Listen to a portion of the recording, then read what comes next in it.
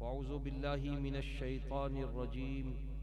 बिस्मिल्लाहिर रहमानिर रहीम। या अय्युहल्लज़ीना आमनुत्तक़ुल्लाह वकूनू मअस सादिक़ीन। सदक़ल्लाहु मौलानल अज़ीम।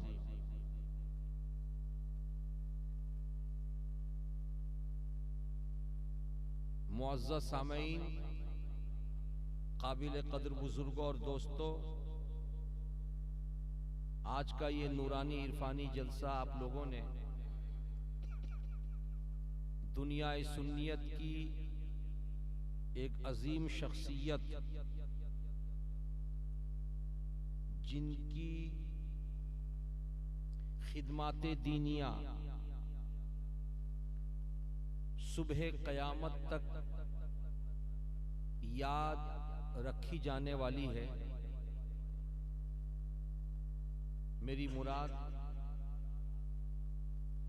नवासे हुजूर मुजाहिद मिल्लत हुजूर हबीब मिल्लत हज़रत अल्लामा अलहाज अशाह सैयद गुलाम मोहम्मद साहब क़िबला रहमतुल्लाहि ताला अलैहि की ज़ात से है। इंतकाल को चंद दिन गुजरे, जैसा कि आपने जाना कि आने वाली 5 तारीख को हजरत का उर्से चहल्लुम है, और ये वो जगह है गुजी दर्रा की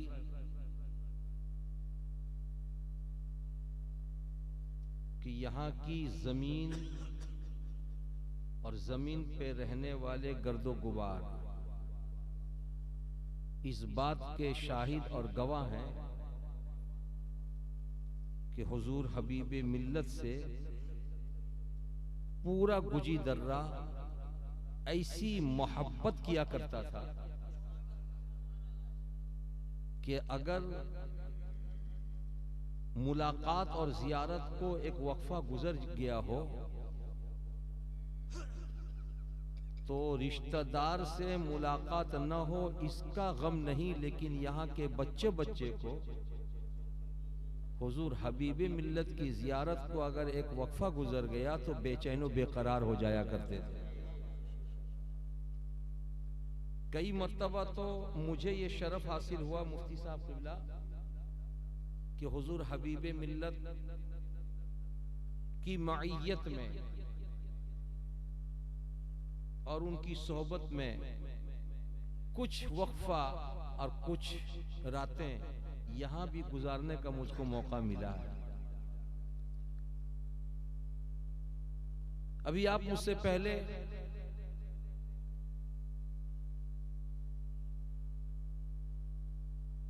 हमारी जमात के एक बेमिसाल आलिम मुफ्ती उड़ीसा दारुल उलूम मुजाहिद मिल्लत के एक बावकार उस्ताद हजरत अल्लामा मुफ्ती मशकूर साहब क़िबला अज़हरी से बहुत सारी मालूमाती बातें आपने सुनी। नबी की नात के लिए और मुजाहिद मिल्लत और हबीब मिल्लत की मनक़बत के लिए आप लोगों ने आली जनाब शाहिद रजा साहब, हमारे शहदा बाबू और मधुपुर से आने वाले छोटी उम्र के अजीम नातखां जनाब गुलाम मोहम्मद साहब को भी सुना। रात अच्छी खासी आगे बढ़ चुकी है, लेकिन अल्लाह का करम है कि सर्दी कम है। 2-4 रोज पहले जैसी सर्दी थी वैसी अगर होती तो इस वक्त यहाँ बैठना मुश्किल हो जाता। लेकिन कहना चाहूंगा बाबू लाल कुर्ता वाले, ये 2-4 लोग आप लोग बैठे हैं ना, जब सामने आ जाते तो और अच्छा रहता है। तो सामने ये कुर्सी खाली है, आ जाइए। अब आखिरी वक्त है, ये कुर्सी लेके ना आइए, यहाँ तो है, यहाँ है, सामने आ जाइए।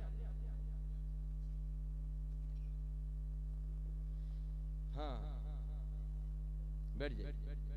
ए बाबू आप लोग सामने आइए। पप्पू है, छुप के बैठे हो।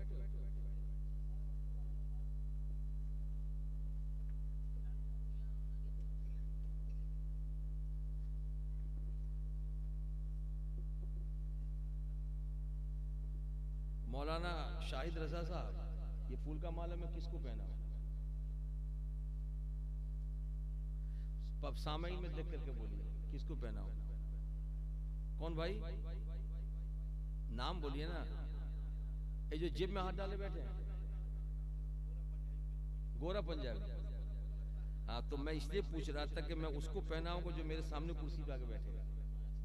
तो उनसे पूछिए बैठेंगे वो, उनसे पूछिए उनसे। माशाअल्लाह, लीजिए पहना, आप ही अपने हाथ से पहना, ये पहन के जाओ। नारा लगा दो।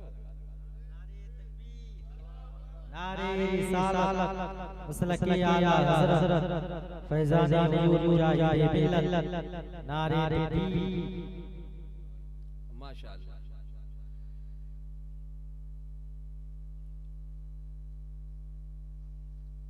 सबसे पहले मैं मुबारकबाद दूंगा इस मोहल्ले के लड़कों को, जिन लोगों ने आनन फानन मुजाहिद मिल्लत की हवेली को याद किया और मज़ारे पुर अनवार के गुंबदों मीनार को याद किया, और फिर आनन फानन प्रोग्राम बनाया कि क्या ही अच्छा होता कि इस चौक को, इस छक को, इस मोड़ को एक रात के लिए मुजाहिद मिल्लत के नाम कर दिया जाए। और फिर ये तैयारी शुरू हो गई। कौन कहता है कि मरने के बाद लोग भूल जाते हैं? कौन कहता है? जब तक सामने है तब तक आप आइए, आप बैठिए। आप कौन है, हम कौन है? मेरे तो जान आप है, मेरी तो जिगर आप है, मैं तो आपसे बहुत मोहब्बत करता हूं। ये तो दुनिया में आमने सामने रहने वालों को लोग कहते ही हैं, लेकिन आम तौर पर दस्तूर है कि इधर जनाजा उठा, उधर से रिश्ता खत्म। लेकिन आज गुजी दर्रा के नौजवानों, आपने ये साबित कर दिया है कि मुजाहिद मिल्लत उस हस्ती का नाम है कि जिसके घर के बच्चे बच्चे से हम ऐसी मोहब्बत करते हैं कि हम जिंदगी की आखिरी हिचकी ले सकते हैं, लेकिन दिल की गहराई से इश्क मुजाहिद मिल्लत को निकलने नहीं दे सकते।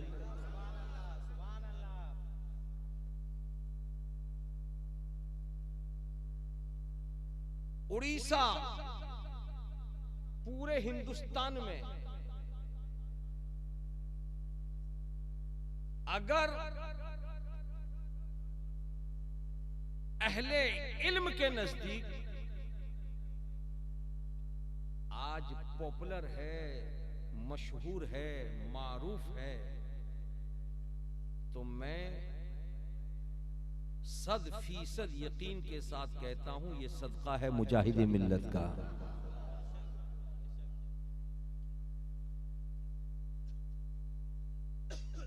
और एक बात बताऊं, आपकी दुआ से पूरे भारत का दौरा करता हूं। अगर छत्तीसगढ़ की बातें होती हैं उलमा के बीच,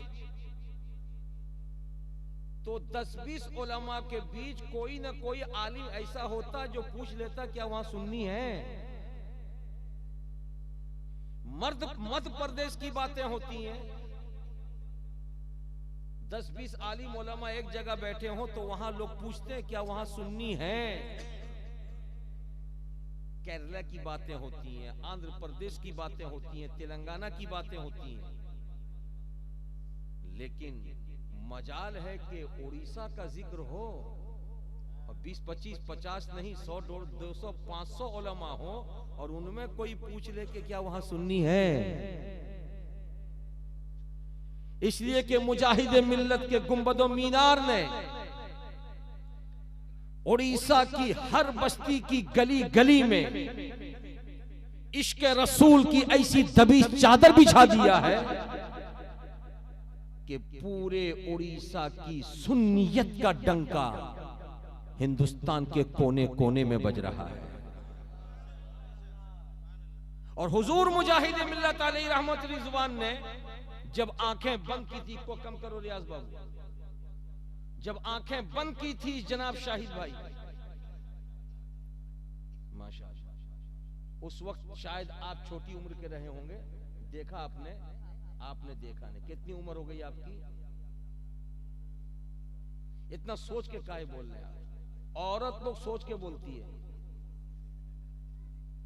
औरत सोच के बोलती है। पूछिएगा कि उम्र कितनी है तो थोड़ा ठहरेगी, है 38 बरस, बोलेगी वो 26-27 होगा। समझ रहे हैं ना? आज मैं डॉक्टर बन जाऊंगा आपके लिए कि एक डॉक्टर ने एक औरत से उगलवा दिया था सही उम्र।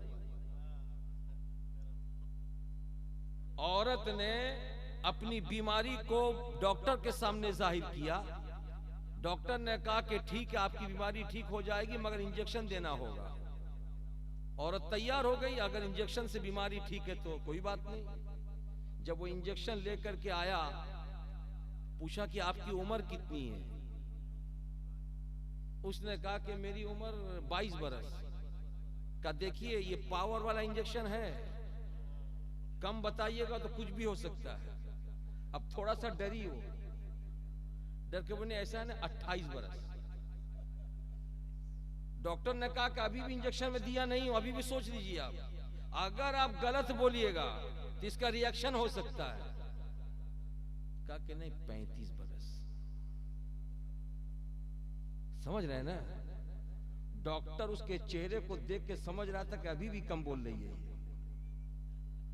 डॉक्टर ने कहा इसके बाद मैं नहीं पूछूंगा तुमसे, तुम लास्ट बताओ, इसलिए कि मेरा मामला है, तुम भी जाओगी दुनिया से, मैं भी जाऊंगा थाना, क्लियर करो मामले को। तब उसने कहा कि जाओ, मरोंगी मरोंगी मगर 45 से उससे ज्यादा नहीं है।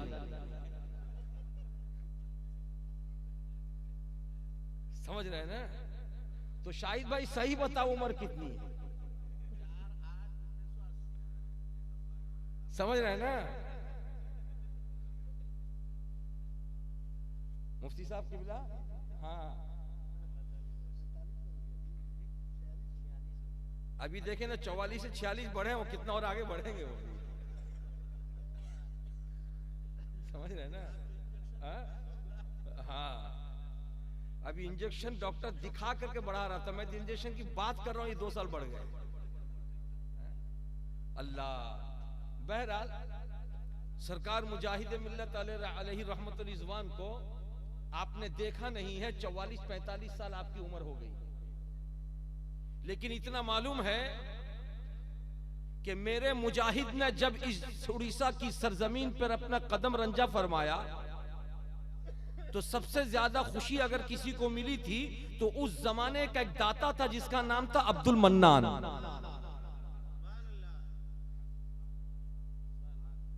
जब धामनगर की कच्ची गलियों में निकले,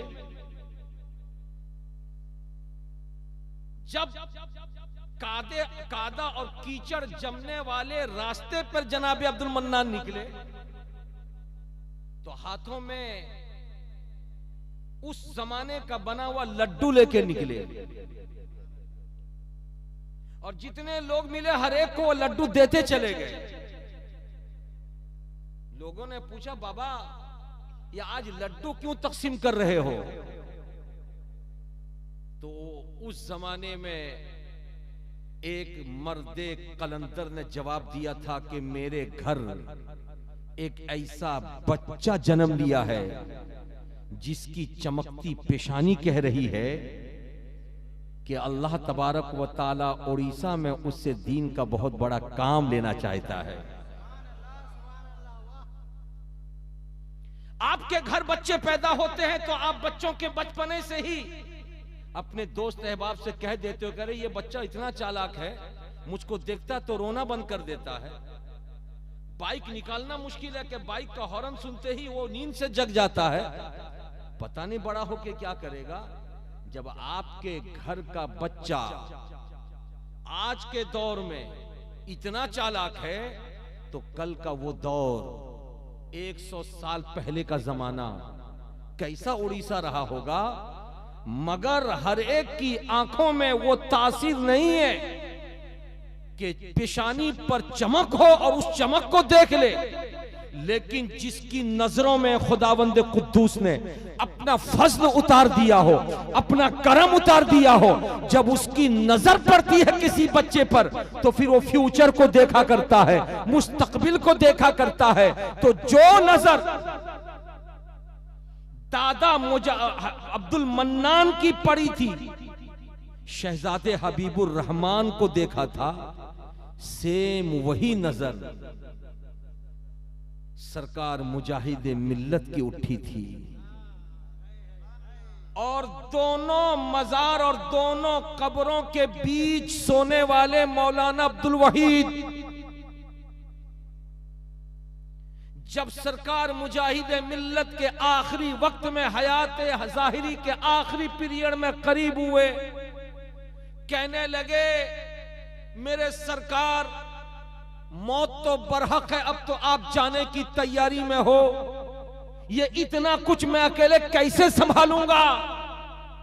तो उस वक्त एक छोटा सा बच्चा अपने छोटे छोटे कदमों से दौड़ा करता था, जिसके दौड़ने को लोग देखते थे तो बड़ा अच्छा लगता था, कभी लुढ़कता था, कभी गिरता था, कभी उठता था।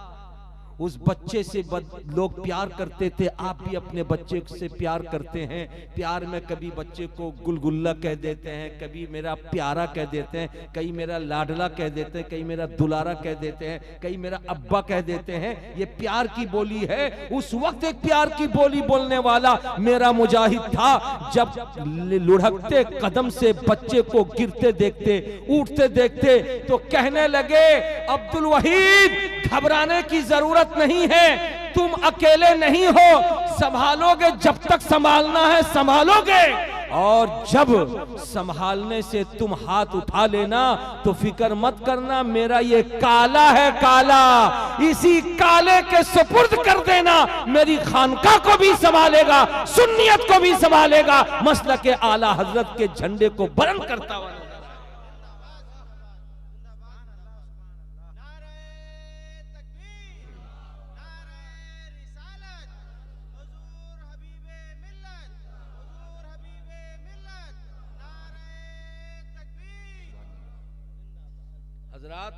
वो काला कौन था जिसको दुनिया ने बाद में गुलाम मोहम्मद की हैसियत से जाना था, और प्यार से सुन्नियों ने हबीबे मिल्लत के लक़ब से उनको पुकारा था, और मोहब्बत की नजर जब डाली थी तो यही कहते नजर आ रहे थे कि मेरे दादा की वो आंख थी जिन्होंने मुजाहिद मिल्लत को देखा, मेरे बाबा की वो आंख थी जिन्होंने मुजाहिद मिल्लत को देखा। लेकिन ए जनाबे गुलाम मोहम्मद, हमारी नजरों ने जनाबे सरकार मुजाहिद मिल्लत को नहीं देखा, लेकिन किताबों में उनकी सीरत पढ़ी है, किताबों में उनकी आदत पढ़ी है, किताबों में उनका तौर तरीका पढ़ा है, किताबों में उनके उसवे हसाना को पढ़ा है, किताबों में उनके गुफ्तगू के लबो लहजे को पढ़ा है, किताबों में उनकी आदतें पढ़ी है, किताबों में अपनों को नवाजते मैंने पढ़ा है, किताबों में मुजाहिद मिल्लत के मुस्कुराने को मैंने पढ़ा है। ये मेरे दादा की किस्मत थी, मेरे बाबा की किस्मत थी कि डायरेक्ट मुजाहिद मिल्लत को देखा था, लेकिन हमने देखा तो नहीं,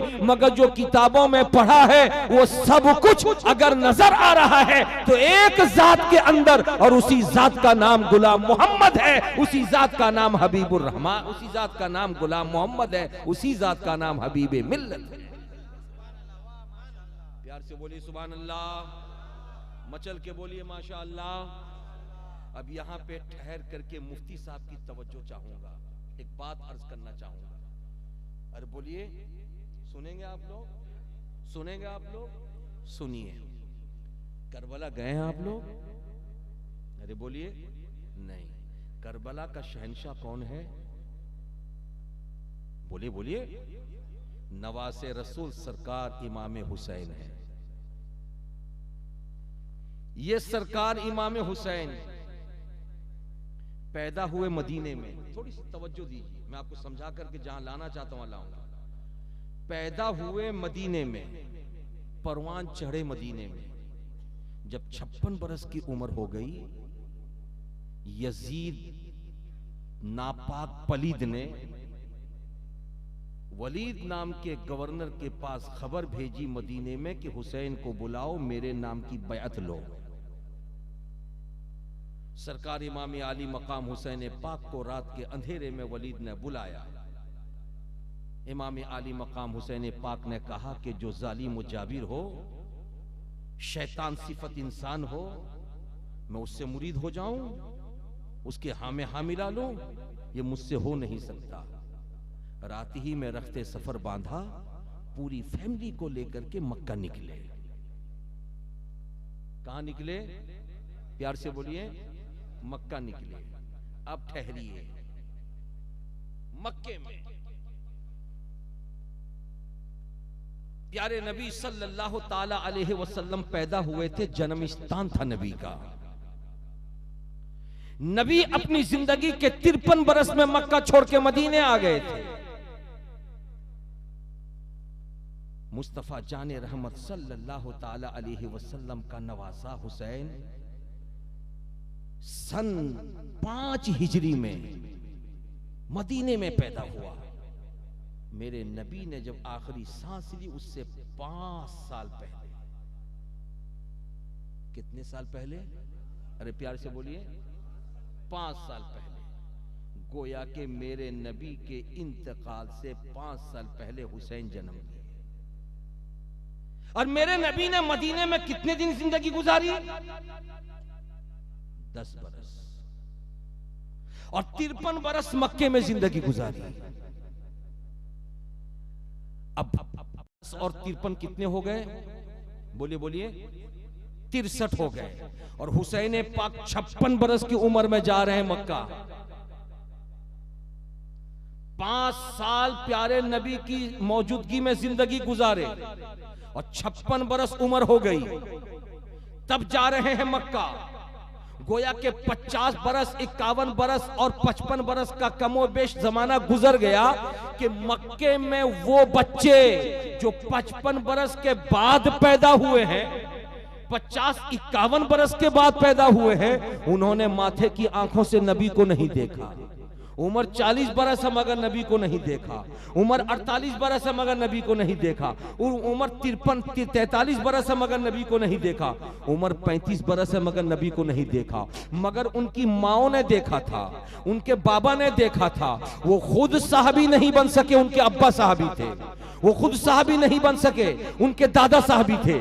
उनके घर की औरत साहबिया नहीं बन सकी, मगर उनकी सास साहबिया थी। जब ये बाद में पैदा होने वाले जब मक्के की सुनहरी वादी में खाना खाने बैठते, तो जिन्होंने रसूल को देखा था खाना खाते हुए, तनाउल फरमाते हुए, वो औरतें अपने बच्चों को सिखाती, बेटा दोनों पैर सीधा करके फैला के नहीं खाना चाहिए, ये तरीका है। किस तरीके से खाना चाहिए? ऐसे खाओ। नबी ऐसे ही खाना तनाउल फरमाते थे। जब वो चलते थे बच्चे, तो रसूल कौनैन सल्लल्लाहु अलैहि वसल्लम को देखने वाले लोग कहते, बच्चे ऐसे मत चलो, ये चलना गैर सुन्नत तरीका है, ऐसे चलो। नबी ऐसे ही चला करते थे। जब वो बातें करते थे तो लोग रोक देते थे, इतनी तेजी में मत बोलो, ऐसे बातें मत करो, ये गैर इस्लामी तरीका है। नबी के गुफ्तगू का तरीका ये था, ऐसे बोला करो। यानी अपने बड़ों से बच्चे सीखते थे कि नबी कैसे उठते थे, नबी कैसे बैठते थे, नबी कैसे चलते थे, नबी कैसे बोलते थे, नबी कैसे मुस्कुराते थे, नबी कैसे नमाज पढ़ते थे, नबी रुकू कैसे करते थे, नबी सजदा कैसे करते थे। ये कौन सिखाता था? माएं बच्चों को सिखाती थी, बाबा बच्चों को सिखाते थे। ये तरीका था मक्के की सुनहरी वादी में। लेकिन 56 बरस का हुसैन जब मदीना छोड़ करके मक्का गया, उधर मक्के में खबर फैल गई कि मदीने से हुसैन आ रहे हैं। अब हुसैन के आने की खबर सुन करके मक्के की औरतों ने अपने बच्चों को तैयार किया और कहा कि मेरे बच्चों, तुम्हें खाने का तरीका हमने सिखाया, तुम्हें पीने का तरीका सिखाया, तुम्हें नमाज पढ़ने का तरीका सिखाया, तुम्हें कुरान पढ़ने का तरीका सिखाया, तुम्हें सलाम करने का तरीका सिखाया, तुम्हें मुसाफा करने का तरीका सिखाया। हाँ हाँ सिखाया। मेरे बच्चों, वो जो कुछ भी सिखाया था वो सब थ्योरी में था। उसी थ्योरी को प्रैक्टिकल में देखना चाहते हो तो इंतजार करो, हुसैन आ रहे हैं। हुसैन को चलता देखना, समझ जाना नबी ऐसे ही चलते थे। हुसैन को बोलता देखना, समझ जाना नबी ऐसे ही बोलते थे। हुसैन को नमाज पढ़ते देखना, समझ जाना नबी ऐसे ही नमाज पढ़ते थे। हुसैन को रुकू करते देखना, समझ जाना नबी ऐसे ही रुकू करते थे। हुसैन को सजदा करते देखना, समझ जाना नबी ऐसे ही सजदा करते थे। हुसैन को सलाम फेरते देखना, समझ जाना नबी ऐसे ही सलाम फेरते थे। हुसैन को दुआ मांगते देखना, समझ जाना नबी ऐसे ही दुआ मांगते थे। हुसैन को कारोबार करते देखना, समझ जाना नबी ऐसे ही तिजारत करते थे। हुसैन को गरीबों की मदद करता हुआ देखना, समझ जाना नबी गरीबों की मदद ऐसे ही करते थे। हुसैन को बड़ों का अदब करते हुए देखना, छोटों पर शफकत की नजर रखते हुए देखना, समझ जाना नबी ऐसे ही छोटों पर शफकत की नजर रखा करते थे। हुसैन को देखना तो नबी की जिंदगी तुम्हें समझ में आ जाएगी।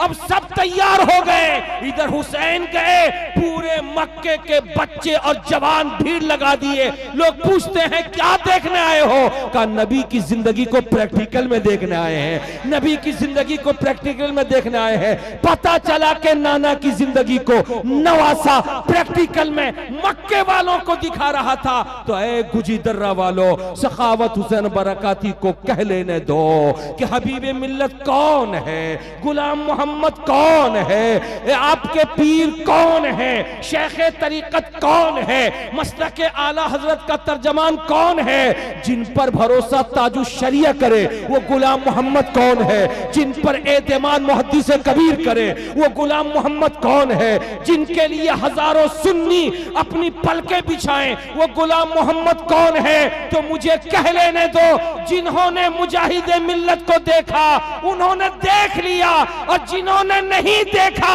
सिर्फ सुना है थ्योरी में, प्रैक्टिकल में देखना था। हबीबे मिल्लत को देखते चले गए, मुजाहिदे मिल्लत की जिंदगी समझ में आती चली। नारे तकबीर, नारे रिसालत, मसलक आला हज़रत हुजूर हबीब मिल्लत, हुजूर हबीब मिल्लत, नवाज़ हुजूर मुजाहिद मिल्लत। प्यार से बोले सुभान अल्लाह, सुभान अल्लाह, सुभान अल्लाह, सुभान अल्लाह। हजरात मुकर्रम, मेरी बात आपको समझ में आ रही है? अरे बोलो ना भाई। इसीलिए कहते हैं कि हुजूर हबीब मिल्लत को एक लड़का बहुत गौर से देख रहा था। स्टेज के ऊपर शायर का ड्रेस देखते हैं लोग, बोलिए ना, शायर का ड्रेस देखते हैं। अब देख रहे जुब्बा देख रहे, अरे देखो ना जी, अरे देखो उधर देखो जुब्बा। अरे वो 18 जलसे हो चुके हैं उसमें। कितने जलसे? 18 जलसे हो चुके हैं। मगर हर जलसे के बाद जब ये जुब्बा उतरता है, हैंगर में जाता है, तो दूसरे जलसे में जाने से पहले एक मतलब प्रेस उस पे लगाया जाता है। अरे समझ में आ रही बात है? तो उसकी चमक, उसकी दमक, उसकी रमक जो कि तू बरकरार है। और आदमी है भी बड़ा चालाक, वो काहे जाएगा सखावत हुसैन बरकाती की तरह क्रीम कलर का लेने के लिए, गंदा हो जाएगा। पहले ऐसा कर लो कि 48 जलसा पढ़ लो फिर भी साफ का साफ रहे।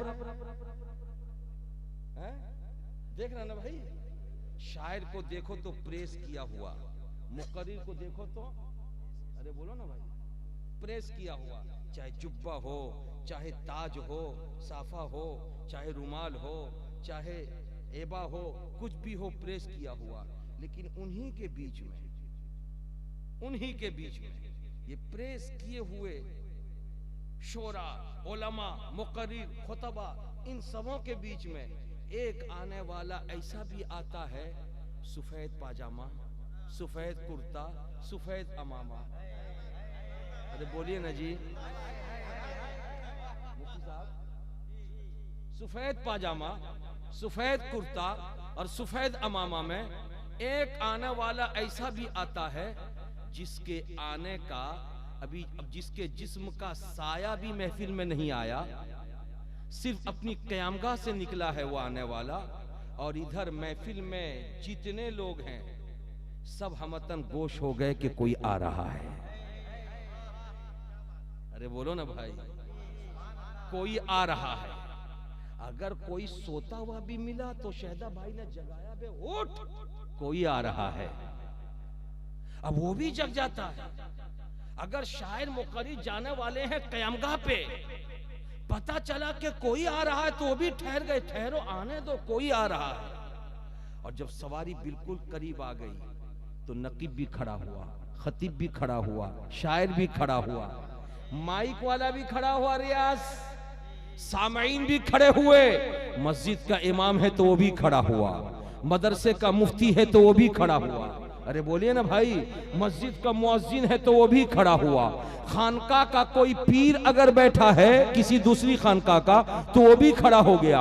अब जब वो आने वाला आया तो जहन ये कह रहा था जितने खड़े हो रहे हैं इन सबों का लिबास तो चमक रहा है, दमक रहा है, महक रहा है, पता नहीं जो आने वाला आ रहा है उसका लिबास कितना चमकता होगा, कितना दमकता होगा, कितना महकता होगा। मगर जब वो आ करके बैठ गया तब सब एक दूसरे से पूछते नजर आ रहे हैं, अरे इस सफेद कुर्ते में प्रेस हुआ है कि नहीं हुआ है, इस पे प्रेस घसा गया है कि नहीं घसा गया है। तो मुफ्ती मशकूर खड़े हो गए और कहा, नादान तुझको मालूम नहीं, अरे किसके लिबास के बारे में पूछता है कि प्रेस किया हुआ है या नहीं, लोहा घसा है कि नहीं, आयरन किया हुआ है कि नहीं, क्या तुझको मालूम नहीं ये जिसका नवासा है वो हबीबुर रहमान है, उसने आज तक लोहा मारा हुआ कपड़ा नहीं पहना, इसीलिए मुजाहिदे मिल्लत की सादगी पर जब फेमस हो गई है तो उनकी जिंदगी में आने वाला उनका नवासा आज सादगी पसंद बन करके आ रहा है। परताव मुजाहिदे मिल्लत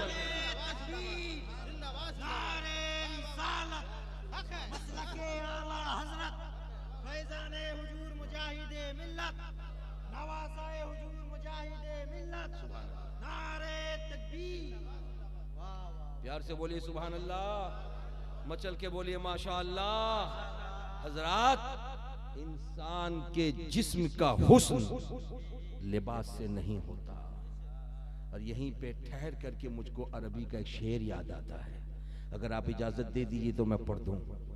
अरे बोलिए ना भाई, आजकल लिबास पे लोग मरते हैं, लिबास पे मरते हैं, और इतना मरते हैं, इतना मरते हैं, इतना मरते हैं कि बेचारा अब्दुल हकीम खान अपनी नई नवेली, अपनी दुलारी प्यारी लाडली बेटी को, जिसको 22 साल अपने घर पे रखा,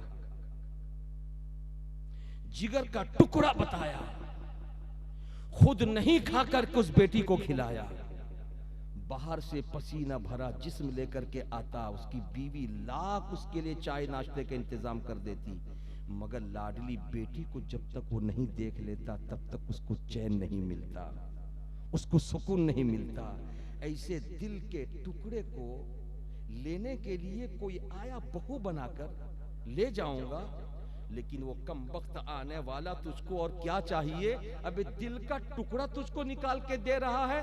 इसी पे बस नहीं, उसके सर पे सवार हो गया कि टुकड़े को लेने तभी आऊंगा जब भुवनेश्वर लेकर के रायमंड का कोट पैंट मेरे पसंद से मुझको दिलवाओगे, तब तेरी लाडली को ले जाऊंगा, और अगर कोट पैंट मेरे पसंद का नहीं हुआ तो तेरी लाडली तेरे घर, मैं अपने घर। अरे बोलो, ऐसा है कि नहीं है? अरे ऐसा है कि नहीं है? जवानों मर जाओ, अगर खुदा तौफीक देता है तो अपनी कमाई का कपड़ा पहनकर शादी का दूल्हा बन के जाओ दुल्हन को लाने के लिए। ससुर की कमाई पर कभी भी न इतराओ। क्या चाहिए तुझको? क्या बेटी से ज्यादा कीमती कपड़ा है? लाडली से ज्यादा कीमती कपड़ा है? आज कपड़े के पीछे लोग पागल हैं, और सिर्फ कपड़े पे बस नहीं, हाथ में घड़ी भी होनी चाहिए टाइटन की। बगैर घड़ी पहने तेरी बेटी को मैं नहीं लाने वाला। मर जाओ, मर जाओ। खुदा अगर तौफीक दे तो अपनी कीमती घड़ी खरीद, उस घड़ी को पहन करके जा, हर 2 मिनट पे एक मर्तबा घड़ी देख। लेकिन ससुराल की दी हुई घड़ी पे ना जब पहन करके बैठेगा तो तुझे शर्म नहीं आएगी? किसकी घड़ी पहन के बैठा है? और कहते जनाब हमें कुछ नहीं चाहिए, हमें कुछ नहीं चाहिए, 300 बाराती जाएंगे, बस उनको अच्छे से खिला देना है।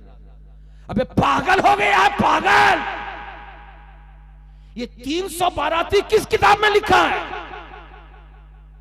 तुझे मालूम नहीं आज मुस्लिम घर की लड़कियां भाग रही हैं, इसलिए कि उनका बाप गरीब है, 300 लोगों की खिदमत नहीं कर सकता।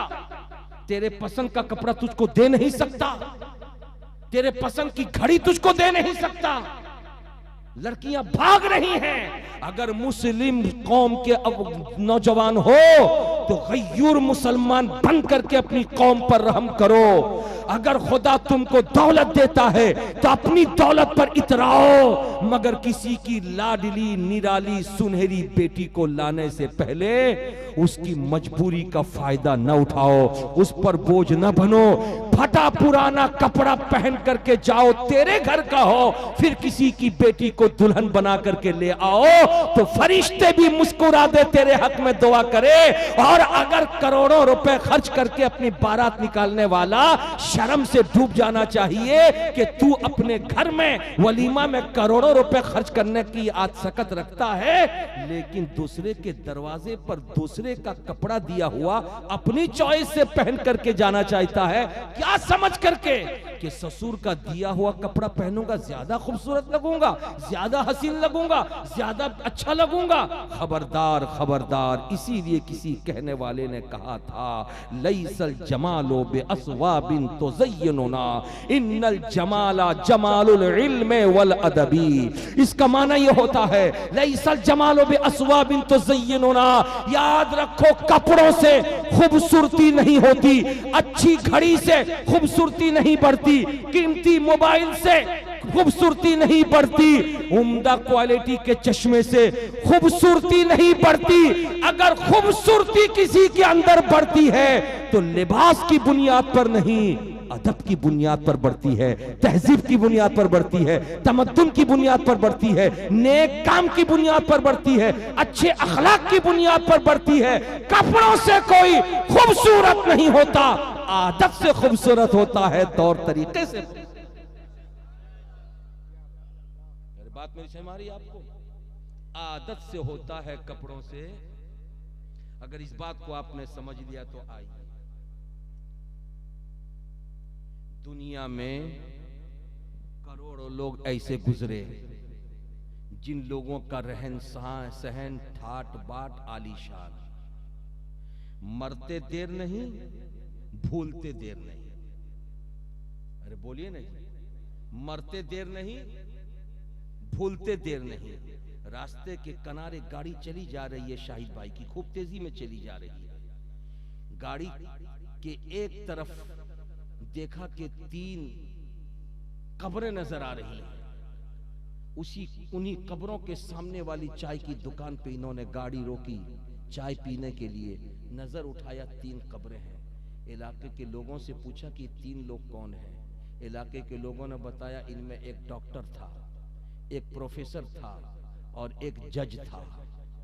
ये 3 कब्रें थीं।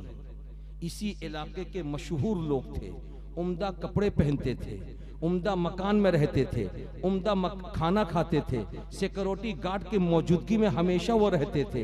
एक डॉक्टर, एक प्रोफेसर, एक जज। लेकिन तीनों की कब्रें खाली पड़ी हैं। गाड़ी आगे बढ़ी, देखा कि रास्ते के बाएं तरफ एक मजार नजर आ रहा है। उस मजार पे फूल भी बरसाए जा रहे हैं, सैकड़ों लोगों की भीड़ भी लगी हुई है। जब इन्होंने गाड़ी रोक करके पूछा था ये कौन थे इस कब्र के अंदर, तो लोगों ने बताया कि 400 साल गुजर गए इस कब्र में सोने वाले को। आज जितने लोग हैं इनमें से किसी ने नहीं देखा इनको, लेकिन बगैर देखे रोजाना हजारों लोगों की भीड़ इकट्ठी होती है, रोजाना फूलों की बरसात की जाती है, रोजाना माले डाले जाते हैं, रोजाना इनके सामने मोहब्बतों के नजराने पेश किए जाते हैं। जनाबे शाहिद भाई खड़े हो गए, खुदा को याद किया, मेरा परवरदिगार तेरा कितना बड़ा करम है जिसने उम्दा कपड़े को तरजीह दिया, जिसने आलीशान महल को तरजीह दिया, जिन्होंने ठाट बाट की जिंदगी को तरजीह दिया। मरते देर नहीं, दुनिया भूल गई, कोई उनकी कब्र के सामने एक अगरबत्ती भी लेके नजर नहीं आता। लेकिन जिसने अपनी जिंदगी में कपड़ों पे ध्यान नहीं दिया, खानों पे ध्यान नहीं दिया, रहन सहन पे नहीं दिया, लेकिन फिक्र करता तो मखलूक की फिक्र करता तो सुन्नत सुन्नत रसूल को आम करने की फिक्र करता, मसलक आला हजरत की तर्जमानी की फिक्र करता, गरीबों की फिक्र करता, फकीरों की फिक्र करता, तो ये फिक्र होती कि घर घर कैसे रसूल की सुन्नत आम हो जाए, कुरान की तालीम आम हो जाए, हदीस मुस्तफा की तालीम आम हो जाए, नमाज की पाबंदी करता, रोजे की पाबंदी करता, तहज्जुद की नमाज पढ़ता, गरीबों को देख करके मदद करता, अपनी फिक्र नहीं करता, मखलूक की फिक्र करता। खुदा ने उसके दर्जे को इतना बुलंद किया कि जिसने देखा वो भी मोहब्बतों के नजराने पेश कर रहा है, और जिसने नहीं देखा वो भी मोहब्बतों के नजराने पेश करता हुआ। प्यार से बोलिए सुभान अल्लाह, झूम के बोलिए माशा अल्लाह। हजरात मुकर्रम, आज आपकी महफिल में हुजूर हबीब मिल्लत नहीं है, लेकिन हुजूर हबीब मिल्लत की जिंदगी को जिन्होंने और हमने और आपने जो करीब से देखा, मेरे हबीब मिल्लत मुकम्मल इन्हीं चीजों के मिस्दाक थे कि कभी उन्होंने अपनी फिक्र नहीं की। अगर फिक्र की है तो मसलक आला हज़रत की फिक्र की है, कुरान और हदीस की रोशनी के आम होने की फिक्र की है। अगर फिक्र की है तो सिर्फ यही फिक्र की है कि तालीमात मुजाहिद मिल्लत कैसे सुन्नियों के घर घर तक पहुंचे। और ये मैं कोई जमा खर्च नहीं कर रहा हूं कि आपके सामने आके बयान कर दिया। आप लोग जनाजे में शरीक थे? अरे बोलिए भाई।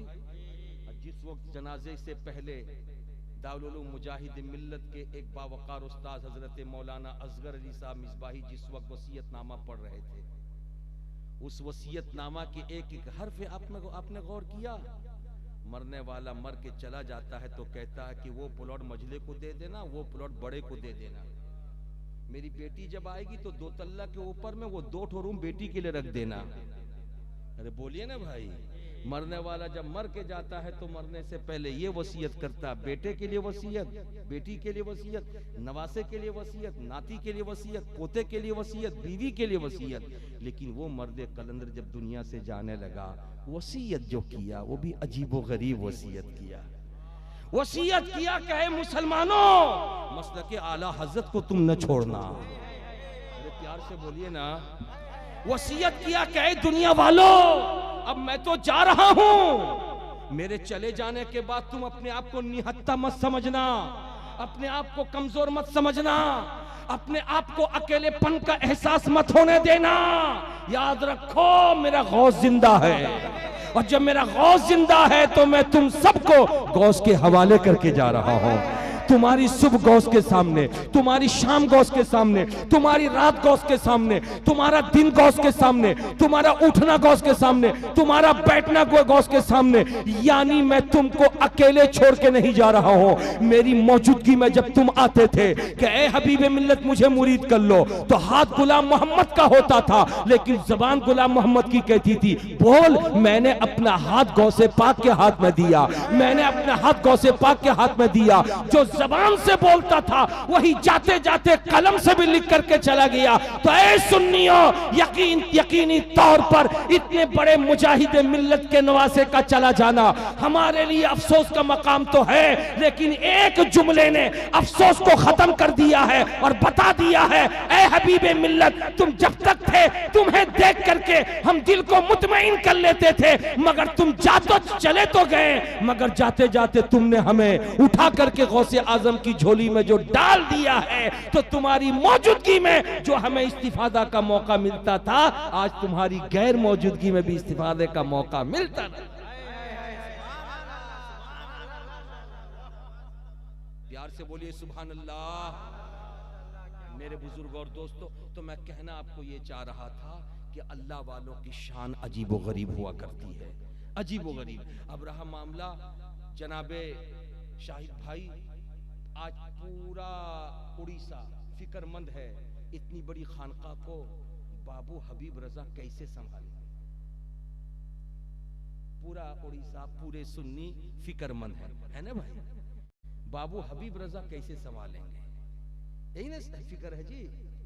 आप लोगों में जो लोग उम्र जिनकी अच्छी हो गई उनको याद होगा, जिस वक्त हुजूर हबीब मिल्लत ने भी संभालने की कोशिश की थी और पहला दिन था, तो हबीब मिल्लत की उम्र भी कोई ज्यादा नहीं थी। आप लोगों को याद होगा, जो पुराने लोग होंगे, जिस वक्त मौलाना अब्दुल वहीद साहब ने मिंबरे मुजाहिद मिल्लत से सर पे साफा बांधकर जुब्बा पहनाकर ऐलान किया कि आज से ये गुलाम मोहम्मद इस हवेली और इस खानका का मुतवल्ली है, सज्जादगी मैं उनके सुपुर्द करता हूँ, ये गद्दी उनके हवाले करता हूँ, तो उस वक्त भी सरकार हबीब मिल्लत की उम्र शरीफ कम थी। उस वक्त भी नजर उठती थी तो यही लोग कहते थे, इतनी बड़ी खानका को सैयद गुलाम मोहम्मद हबीबी कैसे संभालेंगे। मगर याद रखो मुसलमानों, हुजूर हबीब मिल्लत ने ये जो जुमला कहा कि मैं तुमको गौस के सुपुर्द करता हूं, ये कोई ऐसे ही कलम चला के नहीं कहा। याद रखो, इंसान कभी कभी दो टोक बोल देता है, उसकी बात कभी सच्ची भी होती, कभी गलत भी होती है, और कभी बिल्कुल तजर्बा करके जब बोलता है, अरे बोलिए ना भाई, जो तजर्बा करके बोलता है, लाइए मोबाइल, ये मोबाइल अचानक बंद हो गया हमारे शाहिद भाई का, अरे बोलिए ना जी, हमारे शाहिद भाई का मोबाइल बंद हो गया। अब लाख वो उंगली मार रहे हैं उसमें, चालू होने का नाम नहीं ले रहा। शहदा भाई बाजू में थे, कहा क्या कर रहे हो भाई, का बंद हो गया है, का छोड़ दो इसको, सुबह 7 बजे मुझको फोन करना। काहे का 7 बजे जब सूरज निकलेगा तो 10 मिनट के लिए बैटरी खोल के धूप में रख देना। बात सुना रही है? 10 मिनट के लिए बैटरी खोल के धूप में रख देना। जनाब शाहिद भाई यहां से धामनगर चले गए, सूरज निकला, जैसे बुलंद हुआ इन्होंने खोला, बैटरी को धूप में रख दिया। 10 मिनट के बाद जब लगाया तब कोई उंगली मारने की जरूरत नहीं, इधर बैटरी लगाया, उधर मोबाइल चालू। फौरन जनाब शहदा भाई को फोन किया, अरे शहदा भाई कौन सा मंत्र पढ़ दिया? का मंत्र नहीं, तजर्बा पेश किया, मंत्र नहीं तजर्बा पेश किया। और जब जब मेरा मोबाइल बंद होता है तब तब मैं परेशान नहीं होता, बैटरी खोल के रख देता हूं, धूप में मोबाइल चालू। ये तजर्बा था, और जब तजर्बा आदमी को पुख्ता कर देता है तो उसकी बात जो होती है सोने की लकीर होती है। अगर इस मिसाल को समझ लिया है तो सखावत हुसैन बरकाती को बोल लेने दो। मेरे हबीब मिल्लत ने जो जुमला लिखा अपनी किताब में, अपनी कॉपी में और अपने कागज में, ऐ सुन्नियों ऐ हबीबियों, मैं तुम्हें गौस के सुपुर्द करता हूं, फिक्र मत करना। ये हबीब मिल्लत का यूं ही कलम नहीं चला था, ये उनका तजर्बा था। इसलिए कि छोटी उम्र में जिस वक्त सज्जादगी उनके हवाले हुई थी और हजरत मौलाना अब्दुल वहीद साहब ने उनके सर पे जब साफा बांधा था तो दुनिया कह रही थी गुलाम मोहम्मद इतनी बड़ी खानका को कैसे संभालेंगे। तो याद रखो उस वक्त हुजूर हबीब मिल्लत ने अपने आप को गौसे आजम के हवाले कर दिया था, और जब गौस के हवाले कर दिया था तो 35 से 40 बरस का जो जमाना गुजरा गौस के पाक के हवाले था, खुश उस्लूबी के साथ गुजरता रहा। 35 बच्चों से 400 बच्चे मदरसे में आ गए, एक छोटी सी बिल्डिंग से 5 बिल्डिंगें हो गई, 200 मुरीदों से आज 50,000 मुरीदों की तादाद हो गई, 5-10 बस्तियों में शोहरत थी, आज पूरा भारत जानने लगा। ये क्या था? ये गौसे पाक का फैजान था। उसी फैजान को आम करते हुए हबीब मिल्लत ने अपने मुरीदों को भी गौस के हवाले किया और अपने बेटे हबीब रजा को भी गौस के हवाले।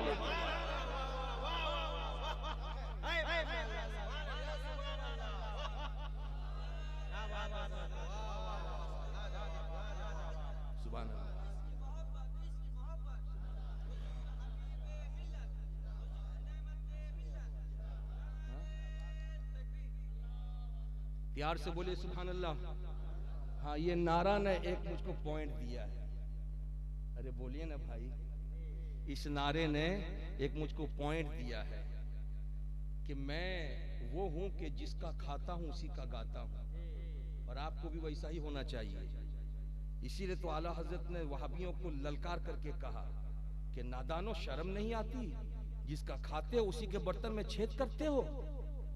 या रसूल अल्लाह, तेरा खाएं और तेरे गुलामों से उलझे, तेरा खाएं और तेरे गुलामों से उलझे हैं मुनकिर अजब खाने गुर्राने वाले। ये अजीबो गरीब मुनकिर हैं, लेकिन ये सुन्नी है जिसका खाता है उसी का गाता है। जिसका खाता है उसी का गाता है। और गा करके दियोबंदियों को, वहाबियों को, गैर मुकल्लिदीन को, तमाम गैर मंतिकी तंजीमों को, गैर सुन्नी तंजीमों को, सुलह कुल्लियों को, मसलके आला हजरत से बुग़्ज़ो इनाद रखने वाली तंजीमों को, आला हजरत और ताजुश शरिया के फतवों पर अंगुश नुमाई करने वालों को आला हजरत ने आज से 118 बरस पहले ही ये कह करके उनको बुलाया था और कहा था, नादानो कल जब फिक्र होगी तुमको तो कल कोई फायदा नहीं होगा। डूबने के वक्त में अगर तुम सच्चाई का इकरार करो तो उस इकरार का कोई एतबार नहीं। एतबार तो तब होगा कि पानी के करीब भी न जाओ और सूखे में खड़े होके इकरार कर लो। कहते हैं आज ले उनकी पनाह, आज मदद मांग उनसे, आज ले उनकी पनाह, आज मदद मांग उनसे, फिर न मानेंगे कयामत में अगर मान गया। और ऐ नादानो, मेरे रसूल का कौन सा एहसान तुम पर नहीं है, और तुम पर मेरे आका की इनायत न सही नजदियो कलमा पढ़ाने का भी एहसान गया। इसलिए मैं इस सारी बातों से ये कहना चाह रहा हूं कि जिसका खाएं, अभी जाइएगा नहीं, बिल्कुल ठहरिए। अभी आपका जुब्बा मौजू बना, फिर बैग मौजू बनेगा। जब बैग बनेगा तो उसमें जितना भरे हैं सब निकलेगा यहाँ। अगर नहीं निकालना चाहते तो बैठिए, 10 मिनट बैठिए, क्या ज्यादा हो गया 10 मिनट, है ना भैया, प्यार से बोलिए। तो मैं कहना ये चाह रहा था कि ये इलाका गुजी दर्रा खास तौर पे इस माना कर ज्यादा खुशकिस्मत है, इस माना कर कि हुजूर मुजाहिद मिल्लत का पसंदीदा इलाका है।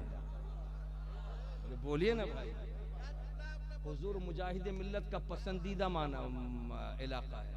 मुझे याद आ रहा कि हमारे यहाँ हुजूर मुजाहिद मिल्लत अली रहमत रिजवान कभी गए नहीं और न मैंने उनको अपनी आंख से देखा।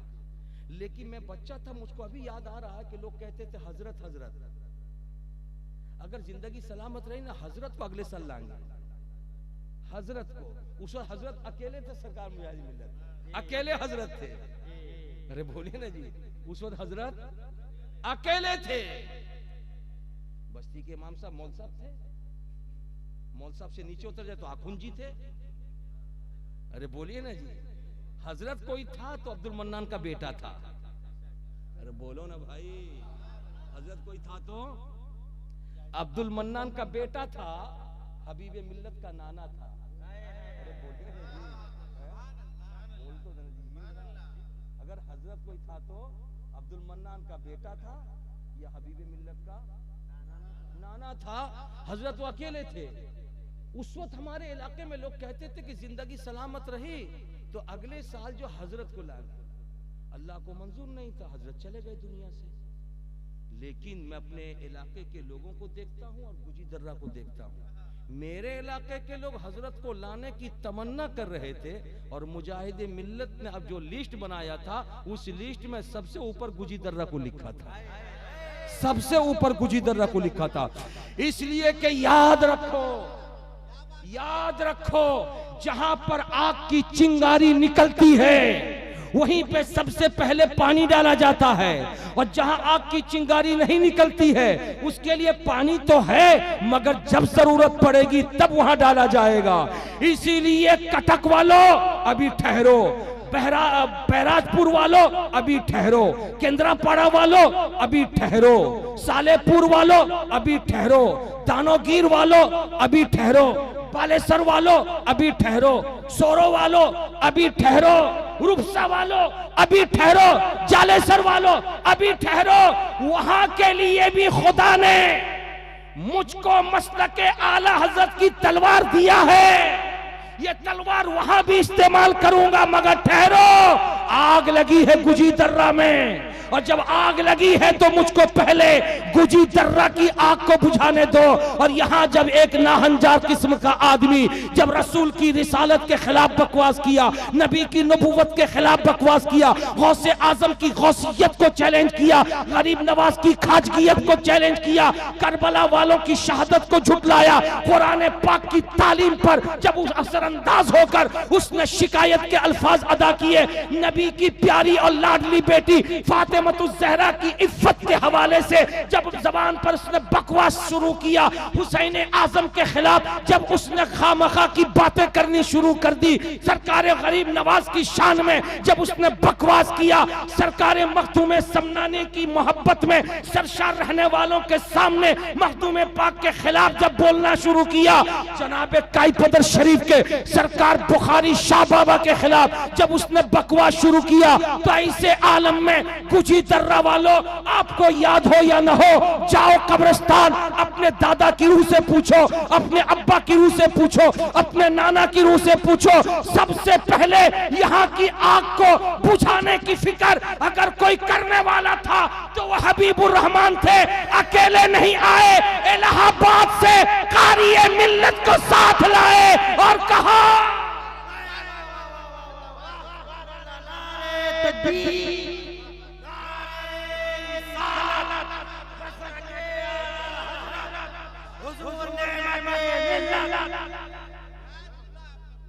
प्यार से बोलिए सुभान अल्लाह, झूम के बोलिए सुभान अल्लाह। नारे तकबीर, नारे रिसालत, मसलक फैज़ान मुजाहिद हुजूर नेमत नारे तकबीर। प्यार से बोलिए।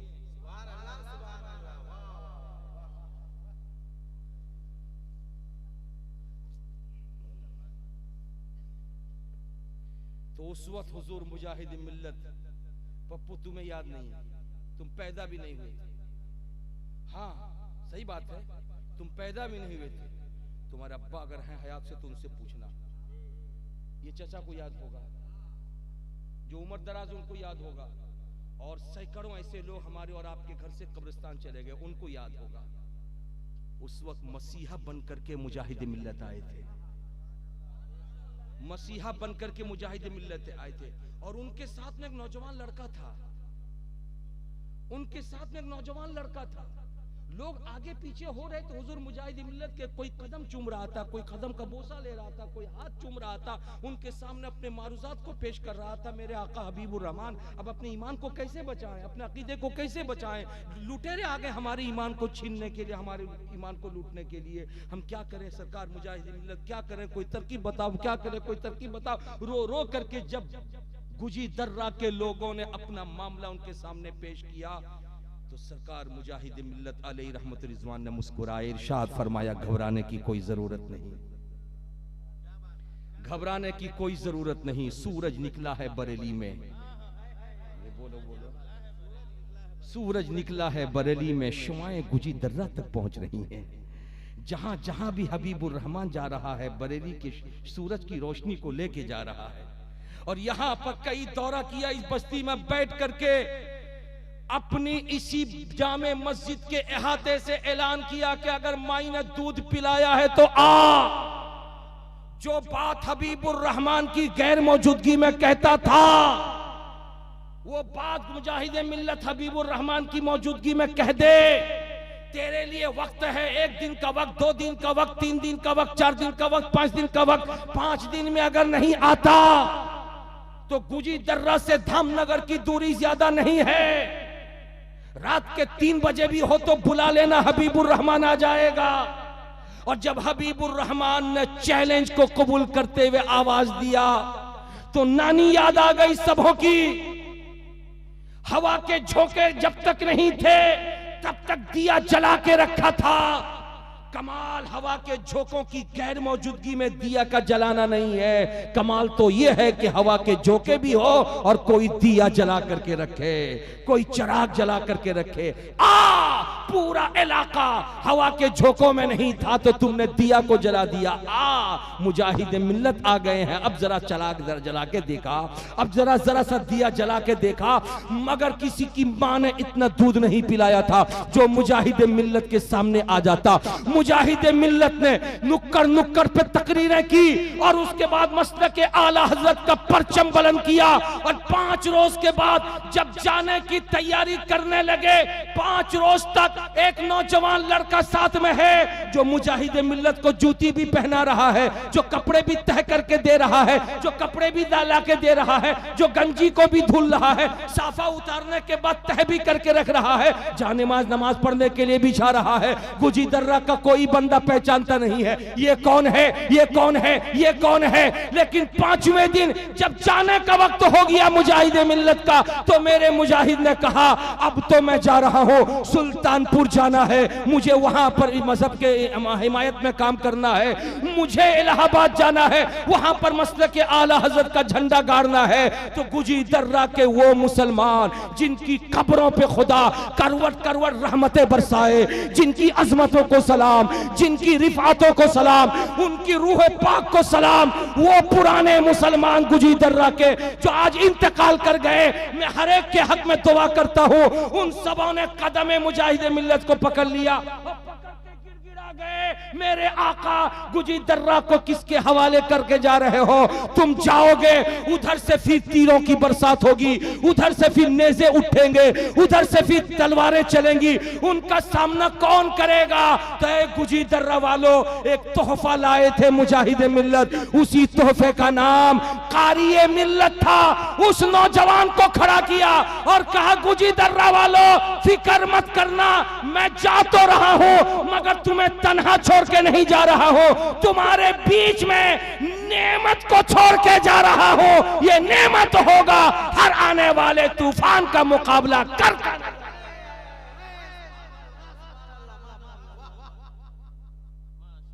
मेरे बुजुर्ग और दोस्तों, फिर वो मर्द कलंदर ने जो नजर उठाई कारी मिल्लत पर, तो सर से लेकर पांव तक नजर दौड़ाई, और वली की नजर जब पड़ती है, गुनहगार भी नेकोकार बन जाता है, नाकारा भी कार आमद बन जाता है, कम पढ़ा लिखा भी इल्म का समंदर बन जाता है। जब मुजाहिद मिल्लत की नजर उठी थी हुजूर कारी मिल्लत पर, तो एक तरफ मुजाहिद मिल्लत नजर उठा रहे थे और कारी मिल्लत उस नजर को कैच कर रहे थे, कैच कर रहे थे। मुजाहिद मिल्लत की सवारी निकली, कारी मिल्लत यहां खड़े हुए, और जब खड़े हुए तो अपने आप को तन्हा पाया। आखिरी जुमला सुन लो तकरीर का, उसके बाद खत्म करता हूं। अपने आप को तन्हा पाया, अपने आप को अकेला पाया, इसलिए कि बाप का साया जब सर पे रहता है ना, तो बेटा भी कहता है कोई बात नहीं, मेरे अब्बा है संभाल लेंगे। अरे बोलो ना भाई, जब किसी का बड़ा भाई मौजूद हो तो छोटे भाई को कोई टेंशन, अरे बोलिए ना, कोई टेंशन नहीं होता है, भैया है संभाल लेंगे, भैया है संभाल लेंगे। लेकिन जब अब्बा ना हो तो बच्चा घबरा जाता है, भाई ना हो छोटा भाई घबरा जाता है। हुजूर मुजाहिद मिल्लत अली रहमत रिजवान की सवारी जब निकली, तो मेरा कारी हुजूर नेमत मिल्लत तन्हाई का एहसास किए, अकेले हो गए। अब आने वाले तूफान का मुकाबला करूंगा। आदमी जब अपने तौर पर एहसास कमतरी का शिकार होता है तो वो पस्ती की जानिब जाता है, जब हिम्मत और तवानाई के साथ खड़ा रहता है तो उसकी हिम्मत बढ़ती जाती है। तो हुजूर कारी मिल्लत अकेले तो थे, तन्हाई का एहसास हुआ, मगर फौरन उनके सामने हदाई के बख्शिश आ गई, और जैसे हदाई के बख्शिश आ गई तो सरकार आला हजरत का वो शेर जबान पे आ गया, और उस शेर का पढ़ना था हिम्मत आ गई, तवानाई आ गई, ताकत आ गई। आप लोगों ने उस शेर को बार बार सुना होगा, मैं पढ़ता हूं, अगर समझ में आ जाए तो सुभान अल्लाह कह देना कि हुजूर कारी मिल्लत ने जब अपने आप को तन्हा पाया, एहसास कमतरी की जानिब जाने वाले थे, कि हुजूर आला हजरत के शेर ने सहारा दिया और कहा कि घबराना नहीं, ऐ नेमत तुम अकेले नहीं हो, रहमत खुदावंदी तुम्हारे साथ है, रसूल की इनायत तुम्हारे साथ है, गौसे पाक की करामत तुम्हारे साथ है, ख्वाजा की खाजगियत तुम्हारे साथ है, सिद्दीक की सदाकत तुम्हारे साथ है, उमर की अदालत तुम्हारे साथ है, सखावत उस्मान की सखावत तुम्हारे साथ है, अली की शुजाअत तुम्हारे साथ है, हुसैन की शहादत तुम्हारे साथ है। तुम तन्हा नहीं हो, घबराओ नहीं। ये आवाज जब आने लगी तो जबान से बेसाख्ता आला हजरत का शेर अदा हुआ, क्यों कहूं बेकस हूं मैं, क्यों कहूं बेबस हूं मैं, क्यों कहूं बेकस हूं मैं, क्यों कहूं बेबस हूं मैं। तुम हो तुम पर फिदा, तुम हो और मैं तुम पर फिदा, तुम पे करोड़ों दुरूद। तुम हो और मैं तुम पर फिदा, तुम पे करोड़ों दुरूद। काबे के बदरुद्दुजा तुम पे करोड़ों दुरूद, तैबा के शम्सुद्दुहा तुम पे करोड़ों दुरूद। अल्लाह की बारगाह में दुआ है कि परवरदिगार आलम आज की इस नशिस्त को, इस महफिल को अपने प्यारे प्यारे रसूल हम सब के आका और मौला नबी करीम सल्लल्लाहु अलैहि वसल्लम के सदक़े तुफ़ैल अपनी बारगाह में कबूल फरमा ले और इसकी बरकतों से हुजूर हबीब मिल्लत के दर्जात में बेपनाह बुलंदियाँ अता फरमाए। अपनी गुफ्तगू यहीं पे ख़त्म करता हूँ। बहुत ऐसे हैं जो मालो ज़र रखते हैं और बहुत ऐसे हैं जो बाजुओं पर रखते हैं, मगर या रसूल अल्लाह हम तो फ़कत तेरी करीमी पे नजर रखते हैं। इस्लाम जिंदाबाद, हिंदुस्तान पाइंदाबाद। वमा अलैना इल्लल बलाग। अस्सलामु अलैकुम व रहमतुल्लाहि।